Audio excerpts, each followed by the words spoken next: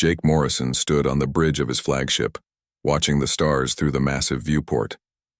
At 32, he was the youngest captain in Earth's colonial defense force.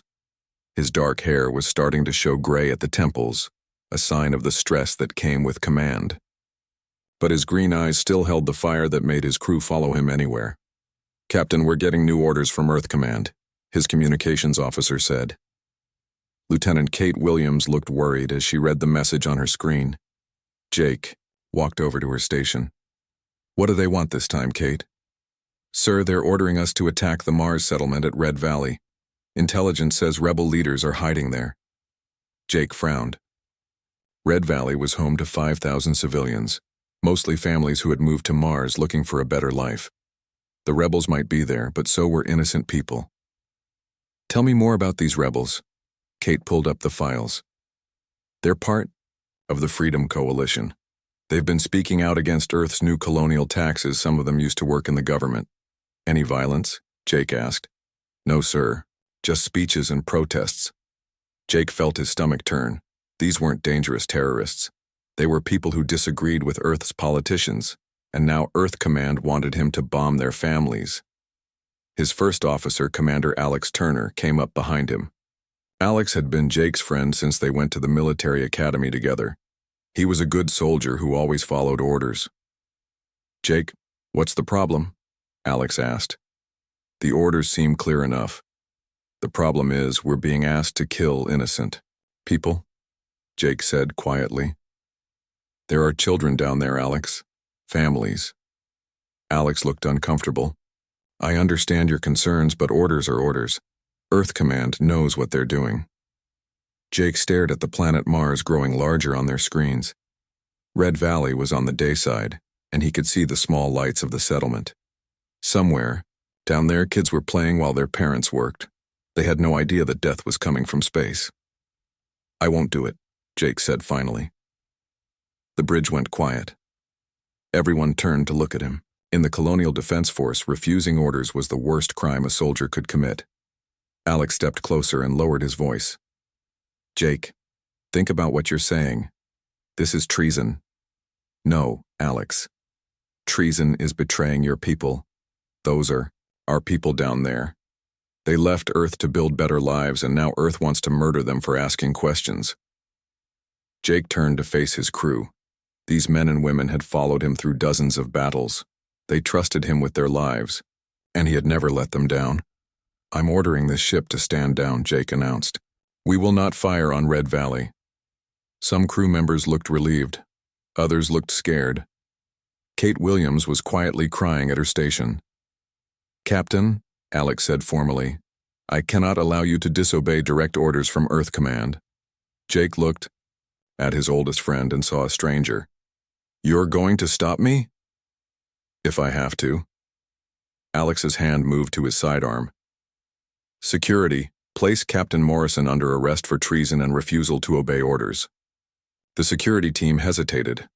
These soldiers had served under Jake for 3 years. He had saved their lives more times than they could count, but Earth Command had trained them well to follow orders. Slowly, they drew their weapons and pointed them at Jake. "Don't make this harder than it has to be," Alex said sadly. "You're my friend, but duty comes first." Jake raised his hands. He could have fought. Some of his crew would have helped him, but that would mean civil war on his own ship and more good people would die.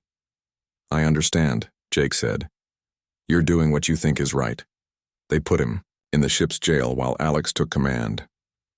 From his cell, Jake heard the thunder of the ship's guns as they fired on Red Valley. The attack lasted for 20 minutes. When it was over, the settlement was gone. Earth Command reported that all rebel leaders had been eliminated. They didn't mention the 3,000 innocent people who died with them. Jake's trial was quick and public. Earth's media called him a traitor who had tried to help terrorists. They didn't mention that the rebels had never killed anyone. The prosecution brought witness after witness who said Jake was dangerous and unstable. Alex testified against him. Standing in his dress uniform, Jake's former friend told the court how Jake had become increasingly difficult to work with. He said, "Jake questioned orders too much and cared more about aliens and colonists than about Earth security." Captain Morrison forgot his duty to Earth, Alex said sadly. He chose to side with rebels over his own government.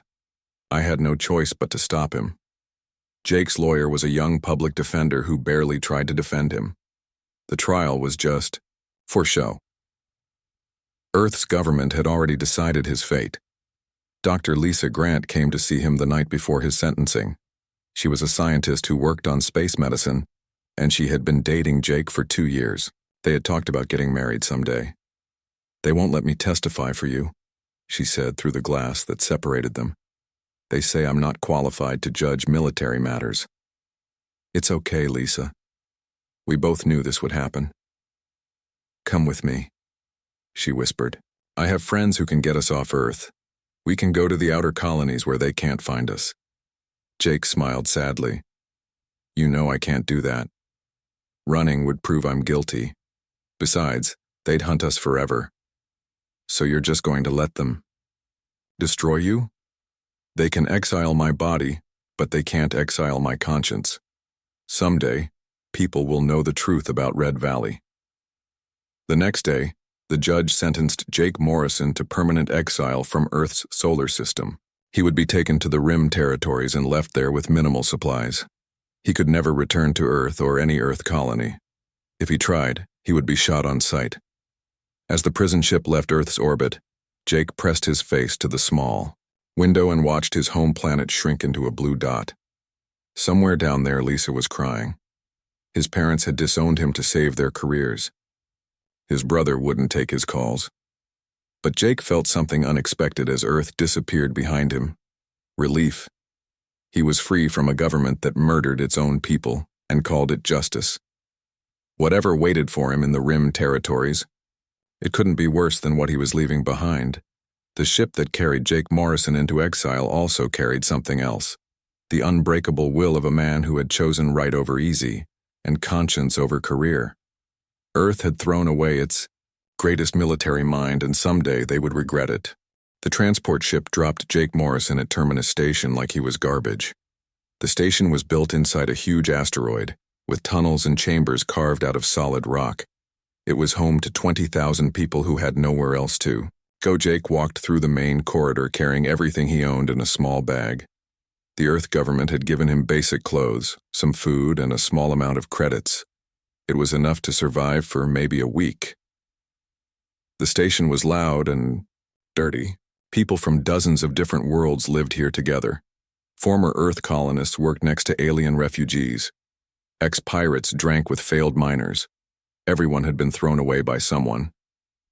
You look lost, friend, said a voice behind him. Jake turned to see a big man with graying hair and kind eyes. He wore the coveralls of a station engineer. I'm Ben Harris, the man said, holding out his hand. Used to run life support on New Texas Colony until Earth decided we weren't worth protecting anymore. Jake shook his hand.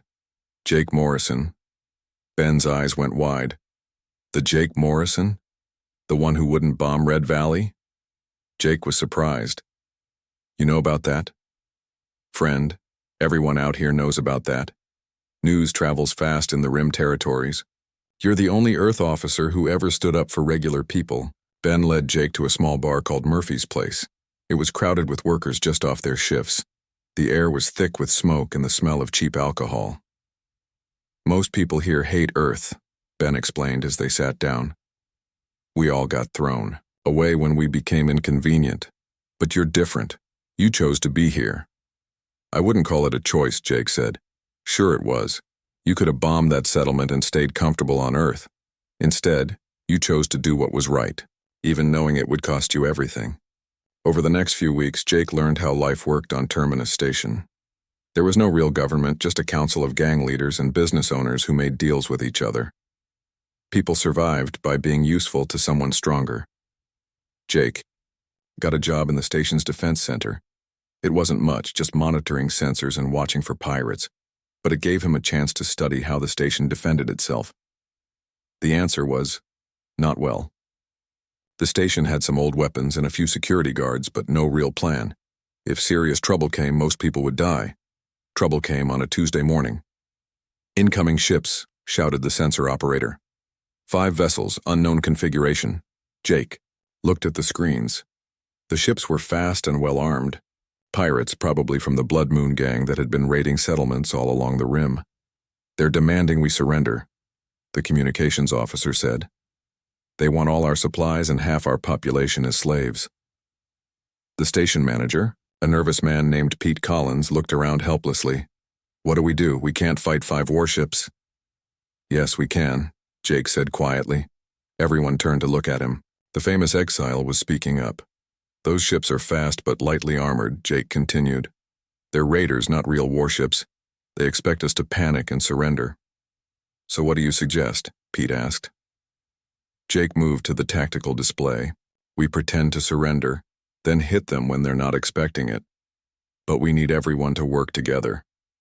For the next hour, Jake turned 20,000 frightened civilians into a fighting force.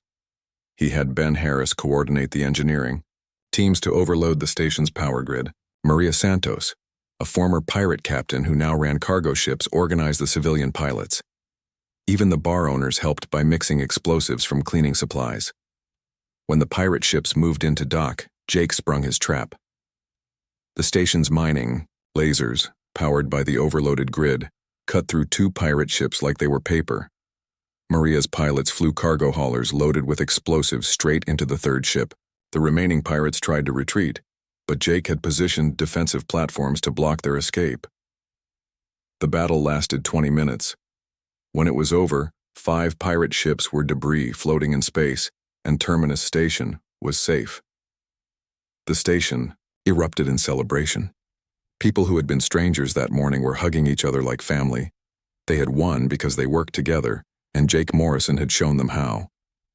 "That was incredible," Ben said as they watched the wreckage drift past the viewports. "I haven't seen tactics like that since my military days." "It wasn't tactics," Jake replied. "It was people choosing to fight for their home instead of giving up." Word of the victory spread quickly through the Rim territories. Other stations and settlements started asking Jake for help with their own problems. He didn't ask for payment or power. He just helped because it was the right thing to do. Within 6 months, Jake had helped organize defenses for 50 different communities. Pirates started avoiding areas where he was known to operate. Trade routes became safer. People stopped feeling helpless. A year after arriving at Terminus Station, Jake received an unexpected visitor. Captain Maria Santos knocked on the door of his small apartment. "We need to talk," she said. Maria was a legend among the Rim worlds. She had been the most feared pirate captain in 3 sectors before retiring to run legitimate cargo ships. She was tough, smart, and completely honest about who she was. "The Rim territories are changing," she said as they walked through the station's main corridor. "People are starting to hope again, and that's because of you." "I just helped with some pirate problems," Jake said. "You did more than that. You showed people they don't have to live in fear." "But now we have a bigger problem," Maria explained, "that other powers were taking notice. The Earth government was sending warships to establish security zones in the Rim. The alien cartels were moving in to fill the power vacuum. If the Rim worlds didn't unite soon, they would all be conquered or destroyed. We need a leader," Maria said. "Someone people trust. Someone who can bring everyone together." "I'm just an exile," Jake protested. "No. You're the man who gave up everything to protect innocent people. You're the man who turned frightened civilians into heroes. The Rim worlds need you, Jake Morrison." That night, Jake stood alone on the station's observation deck looking out at the stars. Somewhere out there was Earth, the world that had thrown him away.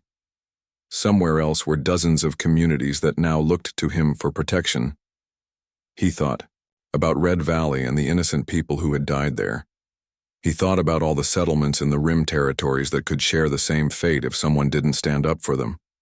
Jake Morrison had been exiled as a traitor. But maybe it was time to become something else. Maybe it was time to become the leader these people needed. The next morning, he called a meeting of all the settlement leaders he had helped. It was time to build something new. Something that would protect the innocent and give hope to the hopeless. It was time to build an empire.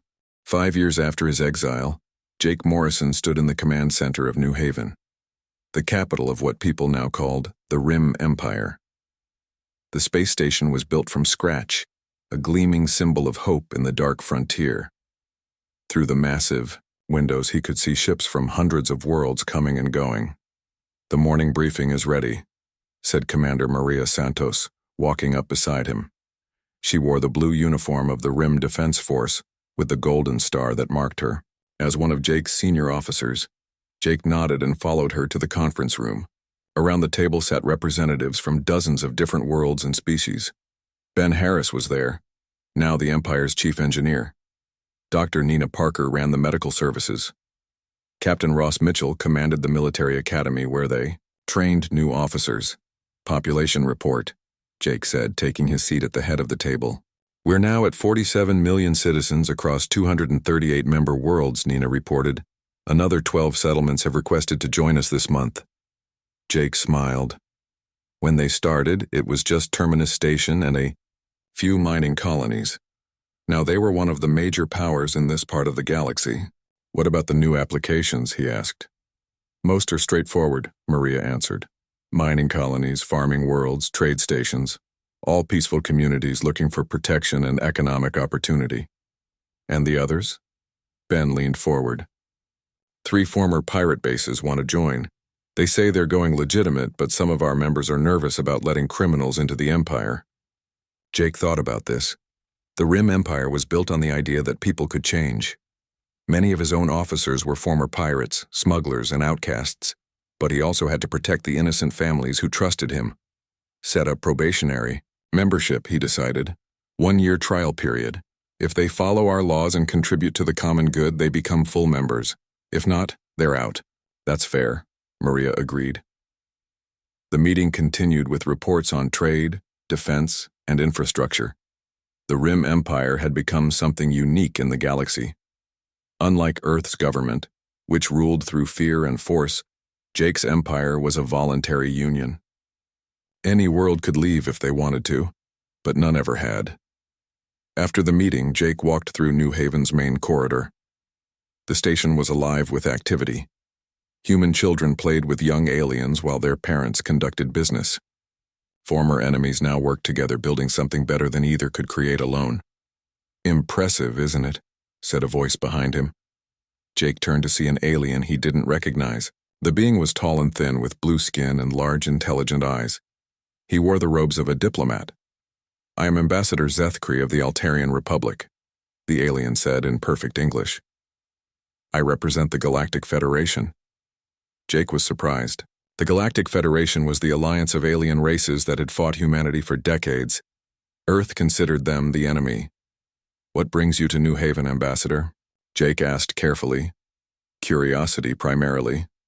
We have been watching your empire with great interest. In 5 years, you have accomplished something remarkable." They walked together through the station. Zethkri observed everything with keen interest, especially how humans and aliens work together so naturally. "Your people have a reputation for being violent and aggressive," the ambassador said. "But here, I see cooperation and peace. How do you explain this?" Jake thought for a moment. "People aren't naturally violent. They become violent when they're afraid, hungry, or hopeless. Give them security, opportunity, and purpose, and they choose peace. And yet Earth's government seems to believe that only force can maintain order." "Earth's government is afraid of losing power," Jake replied. "They rule through fear because they don't trust their own people. We rule through service because we believe in our people." Zethkri stopped walking and looked directly at Jake. "The Federation Council has been debating whether humanity can ever be a peaceful member of the galactic community. Earth's actions suggest the answer is no, but your empire suggests otherwise. What are you saying?" "I am saying that the Galactic Federation would like to open formal diplomatic relations with the Rim Empire. We believe you represent the better nature of humanity." Jake felt his heart racing. Recognition from the Galactic Federation would change everything. It would make the Rim Empire a legitimate power, not just a collection of outlaw settlements. "I would need to discuss this with my council," Jake said. "Of course, but I should warn you, this offer comes with responsibilities." The Federation expects its members to uphold certain standards of conduct, such as no aggressive wars, protection of civilian populations, respect for the rights of all sentient beings, standards that your empire already meets, but that Earth's government does not. That evening, Jake called an emergency session of the Rim Council. The council chamber was packed as representatives debated the Federation's offer. "This is exactly what we've been working toward," argued Dr. Parker. "Recognition as a legitimate government, but it also means we're choosing sides," warned Captain Mitchell. "Earth will see this as an act of war." "Earth already sees us as enemies," Maria pointed out. "At least this way, we have powerful allies." Jake listened to the debate for hours. Finally, he stood to address the council. "When I was exiled from Earth, they called me a traitor," he began. "They said I chose aliens and colonists over my own government. Maybe they were right, but I didn't choose against humanity. I chose for the idea that all people deserve to live in peace and freedom." The chamber was silent as Jake continued. "The Galactic Federation isn't offering us power. They're offering us a chance to prove that humans can be more than conquerors and destroyers. They're offering us a chance to show that we can build instead of just taking." "What are you recommending?" asked Ben Harris. "I recommend we accept the Federation's offer. Not because we want to be against Earth, but because we want to be for something better." The vote was unanimous. The Rim Empire would join the Galactic Federation as humanity's first peaceful member. 3 months later, Jake stood on the bridge of his flagship, the Freedom, as they approached the Federation capital world of Centaurus Prime. It was a beautiful planet, covered in silver cities and crystal spires. Ships from dozens of alien races moved through orbital traffic patterns that had existed for thousands of years. "Incoming transmission from Centaurus Control," reported his communications officer. "Put it on screen," Jake ordered. The alien traffic controller appeared on the main viewer. "Welcome to Centaurus Prime, Admiral Morrison. The Federation Council is honored to receive humanity's representative, Admiral Morrison." It had taken Jake years to get used to his new rank. The Rim Empire had made him their supreme military commander and head of state. But titles didn't matter as much as the trust people placed in him. The ceremony was held in the Federation's Grand Assembly, a vast chamber that could hold representatives from every member world. As Jake walked down the long aisle toward the podium, he saw creatures from races he had only heard about in stories. Some looked almost human. Others were completely alien. All of them watched him with curious respect. "The Galactic Federation welcomes the Rim Empire as our newest member," announced the Federation president, an ancient being whose species had been peaceful for millennia. "May this mark the beginning of a new era of cooperation between our peoples." Jake signed the membership treaty with a pen made from crystal mind on a world where humans and aliens worked side by side. As he wrote his name, he thought about how far he had come from the prison ship that brought him to the Rim territories. "Thank you for this opportunity," Jake said as he addressed the assembly. "My people have learned that strength comes not from conquering others but from helping them. We pledge to uphold the Federation's values of peace, justice, and cooperation." The applause lasted for 10 minutes. When it ended, Jake Morrison was no longer just an exile from Earth. He was the leader of a legitimate interstellar government, allied with the most powerful peaceful coalition in the galaxy. But as his ship left Centaurus Prime, Jake knew the real test was still ahead. Earth would not ignore this development. The government that had exiled him would see the Rim Empire's success as a threat to everything they believed about human nature. War was coming. And when it arrived, Jake Morrison would have to prove that his way of leading was stronger than theirs. 20 years had passed since Jake Morrison's exile from Earth. The scared young captain had become Admiral Morrison, leader of the Rim Empire, and one of the most powerful humans in the galaxy. His hair was completely gray now, and lines marked his face from years of responsibility. But his green eyes still held the same fire that had made him refuse to bomb innocent people. He stood in the war room aboard New Haven, studying the holographic display that showed the current state of human space. The Rim Empire controlled nearly half of all human settlements, shown in blue on the map. Earth and its loyal colonies were marked in red, a smaller territory but still dangerous. The situation is getting worse, reported Admiral Maria Santos, now Jake's chief military advisor. Earth's economy is collapsing, their colonies are rebelling, and they're blaming us for all of it. Jake nodded grimly. Earth's government had spent 20 years trying to destroy what he had built. They had sent assassins, saboteurs, and propaganda campaigns. Nothing had worked. The Rim Empire continued to grow stronger while Earth grew weaker. "What's the latest from our intelligence network?" Jake asked. Colonel Ben Harris, now head of Rim Intelligence, activated new displays. Earth's colonial defense force is at its lowest strength in 50 years. Most of their experienced officers have either died fighting rebels or defected to us. Their economy can't support a large military anymore. "But they're still dangerous," warned Dr. Nina Parker, who now served as Jake's civilian advisor. "Desperate governments do stupid things." Jake walked over to the window and looked out at the bustling activity around New Haven. Merchant ships from dozens of worlds filled the space lanes. Families of every species lived and worked together in harmony. Children who had never known war played in parks while their parents built the future. "Any word from President Moore about our latest offer?" Jake asked. "She rejected it again," Ben reported. "No negotiations, no treaties, no recognition of our government. Earth's official position is still that you're a traitor leading a rebellion." Jake smiled sadly. Catherine Moore had been elected president of Earth 5 years ago on a platform of human unity. She claimed that all humans should be loyal to Earth, not to alien governments like the Galactic Federation. It was the same fear and hatred that had led to his exile. "Sir, we have an incoming message from the Galactic Federation," announced the communications officer. "Put Ambassador Zethkri through," Jake ordered. The alien diplomat appeared on the main screen. Over the years, he had become one of Jake's closest allies and friends. "Admiral Morrison, I have troubling news from the Federation Council," Zethkri said. "Our monitoring stations have detected massive military buildup in Earth space. They're preparing for something big." "Any idea what?" Maria asked. "Our analysts believe Earth is planning a major offensive against your border worlds. They want to prove that humans belong with Earth, not with alien governments." Jake felt a chill run down his spine. He had always known this day would come. Earth couldn't accept that humans had found a better way to live. They would rather destroy it than admit they were wrong. "How long do we have?" Jake asked. "Weeks, maybe less. The Federation Council has authorized me to offer direct military support if Earth attacks." Jake shook his head. "Thank you, but no. This is a human problem. We need to solve it ourselves."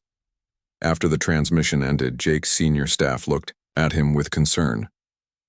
"Jake, we can't fight Earth and win without help," Maria said. "They still have the largest human fleet in space." "But they don't have the best," Jake replied. "How many of Earth's officers have actual combat experience?" Ben checked his files. "Maybe 10%. The rest have only fought training simulations. And how many of our officers are veterans?" "Nearly 90%. Pirates, colonial militia, Federation peacekeepers, even some Earth defectors." Jake smiled grimly. "Earth has more ships, but we have better people. And we have something else they don't have." "What's that?" Nina asked. "We have something worth fighting for." The attack came 3 weeks later. Jake was in his quarters, reading reports from the outer colonies, when the alarm sounded. He ran to the command center where Maria was coordinating the defense. 12 Earth battleships just jumped into the Kepler system, she reported. "They're attacking our mining colonies there." Jake studied the tactical display. Kepler was one of their newest territories with only light defenses. Earth had chosen their target well. "Response time for our main fleet?" he asked. 6 hours minimum, replied Captain Ross Mitchell, now commanding the defense forces. "Too long. Those colonists will be dead by then." Jake moved to the communications console. "Get me Captain Danny Wells on the merchant vessel Lucky Star." The screen showed a young man with a scruffy beard and a cargo hauler's uniform. Danny had been a smuggler before joining the Rim Empire. His ship was old and barely armed, but he was in the Kepler system right now. "Danny, I need you to evacuate the mining stations. Earth battleships are coming." How long do I have? Danny asked calmly. Maybe an hour, Danny grinned. No problem, Admiral. We'll get everyone out. For the next hour, Jake watched in amazement as Danny Wells coordinated an evacuation that should have been impossible. Using cargo haulers, mining ships, and even personal shuttles, he managed to get 15,000 civilians to safety before the Earth fleet arrived. But Earth's admiral wasn't interested in empty mining stations. Commander Ryan Walsh, Earth's youngest fleet commander, sent a message to all Rim Empire forces. This is Admiral Walsh of the Earth Colonial Defense Force. I'm here to restore proper human authority to these territories. All Rim Empire personnel have 24 hours to surrender or face destruction. Jake recognized the name. Ryan Walsh had been a lieutenant when Jake was exiled. Now he was leading Earth's attempt to destroy everything Jake had built. Open a channel, Jake ordered. Admiral. Walsh appeared on screen wearing the same blue uniform Jake had once worn with pride. He looked nervous but determined. Admiral Morrison, Walsh said. Or do you prefer to be called the traitor? I prefer to be called someone who protects innocent people, Jake replied calmly. Your attack just forced 15,000 civilians to flee their homes. Is that the human unity you're fighting for? Walsh's face flushed red. Those people chose to follow aliens instead of their own species. They made their choice. They chose freedom over oppression, the same choice I made 20 years ago. You chose treason 20 years ago, Walsh snapped. And now you're going to pay for it. Jake looked at the young admiral and saw something familiar. The same blind loyalty to authority that had once driven Alex Turner. The same fear of thinking for himself. Admiral Walsh, you don't have to do this. Your government is failing. Your people are suffering. There's a better way. There's only Earth's way, Walsh replied. Surrender now, or we'll destroy every world that follows you. The transmission ended. Jake turned to his staff, all of whom looked grim. He means it, Maria said quietly. Earth is going to try to wipe us out completely. Jake nodded. Then we'll have to stop them, not just to save ourselves, but to save Earth from itself. What do you mean? Ben asked. Jake looked out at the stars, thinking of all the human worlds in both empires. President Moore and Admiral Walsh think they're fighting to save humanity, but they're really fighting to destroy it. If we don't stop them, they'll turn human space into a graveyard. The greatest battle in human history was about to begin, and Jake Morrison, the exile who had become an emperor, would have to prove that his vision of humanity's future was worth dying for. But first, he had to prove it was worth killing for.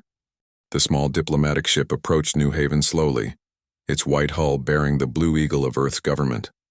On the bridge, Dr. Lisa Grant watched the massive space station grow larger on her screen. 20 years had passed since she last saw Jake Morrison, and her heart was beating fast. Lisa was 52 now, with gray streaks in her brown hair and worry lines around her eyes.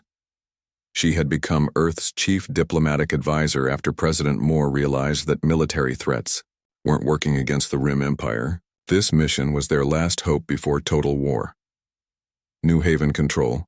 This is the diplomatic vessel Peacemaker requesting permission to dock, her pilot transmitted. Permission granted, Peacemaker. Admiral Morrison is waiting for you in docking, Bay 7. Lisa felt her breath catch. Admiral Morrison. The scared exile had become one of the most powerful humans in the galaxy, while she had stayed on a dying world, watching Earth's government make mistake after mistake. The docking bay was clean and efficient, filled with ships from dozens of different worlds. As Lisa walked down the ramp, she saw him waiting for her. Jake looked older, his dark hair completely gray and his face marked by years of command. But his green eyes still held the same warmth that had made her fall in love with him decades ago. Hello, Lisa, he said quietly. Hello, Jake. She wanted to run to him, to apologize for not standing by him when he needed her. Instead, she offered her hand formally. Admiral Morrison. Jake shook her hand gently. Just Jake, please. We're old friends, not enemies. He led her through New Haven's corridors. Lisa was amazed by what she saw. The station was alive with activity, but it felt peaceful, not chaotic. Humans and aliens worked together naturally. Children of different species played together while their parents conducted business. It was everything Earth could have been if fear hadn't ruled their choices. "It's incredible," Lisa said as they entered Jake's office. "You've built something wonderful here." "We built it together," Jake corrected. "Every person who chose hope over fear, cooperation over conquest. I just helped show them it was possible." Lisa looked around the office. The walls were covered with pictures of worlds and people Jake had helped. There were no pictures of him, no monuments to his own glory. Even as emperor of this vast territory, he remained humble. "Jake, I have to ask you something directly," Lisa said. "Will you help Earth?" He looked surprised. "Help Earth? Lisa, Earth has been trying to destroy us for 20 years. "I know, and we were wrong. All of us." Lisa pulled out a datapad with the latest reports from Earth. "Our economy is collapsing. Half our colonies are in revolt. We have food shortages, energy crises, and civil unrest in every major city. President Moore sent me here because she finally understands the truth." "Which truth is that?"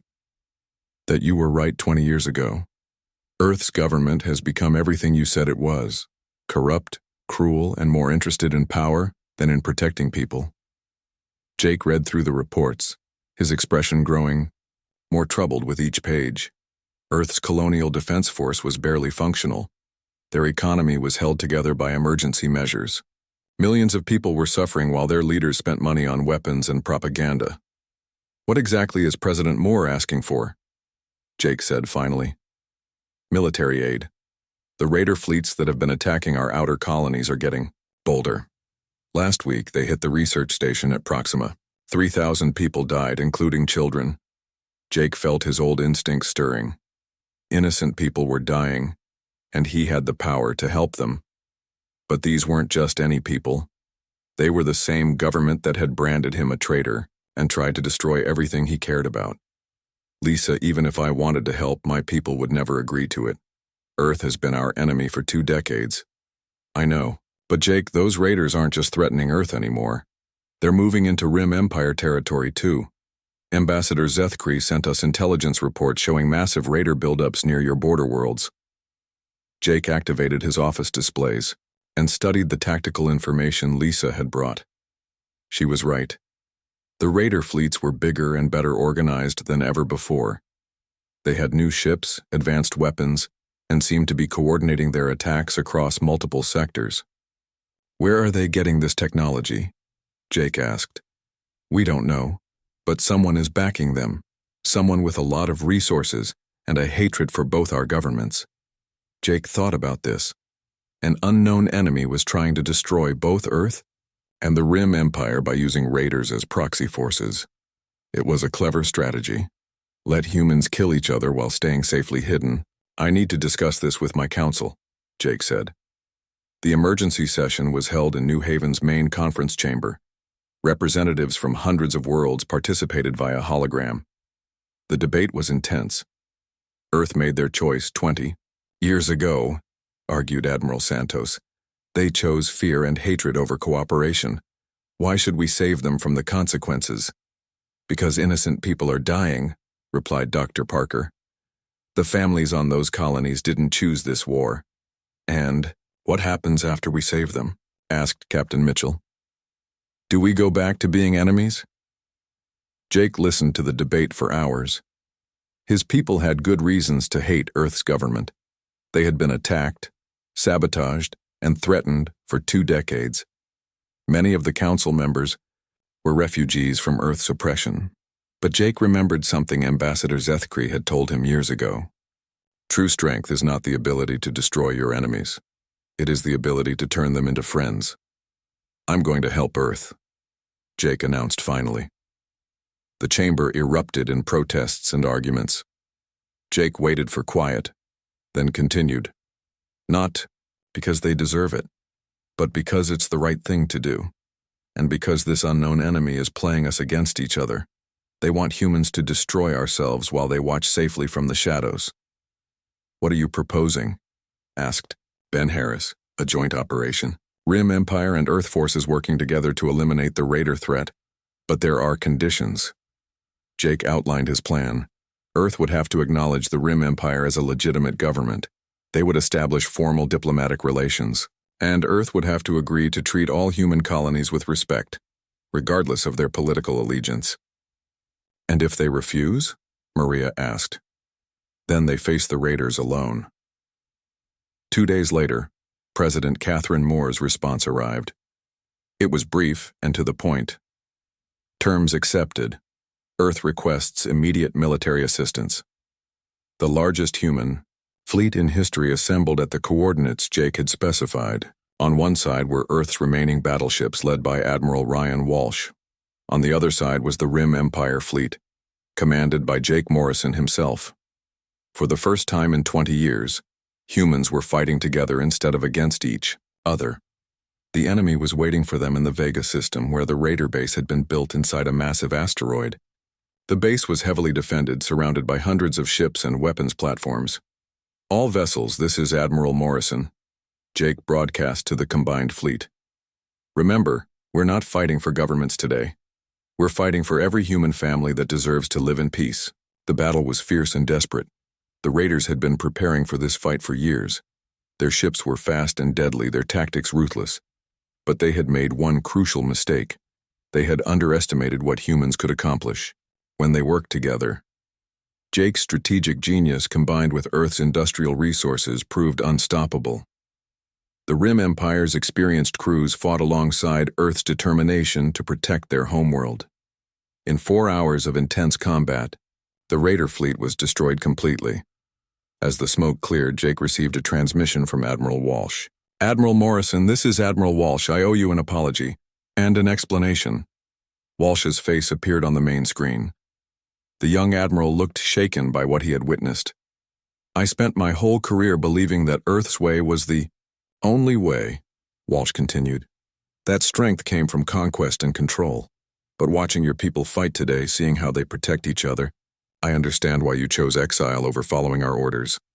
"You don't have to apologize for doing your duty," Jake replied. "But I do have to apologize for being wrong about what duty means.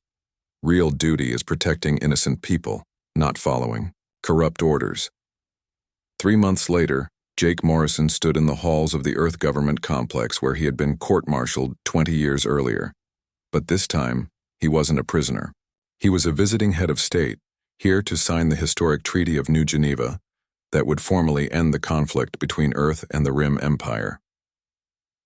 President Moore greeted him personally.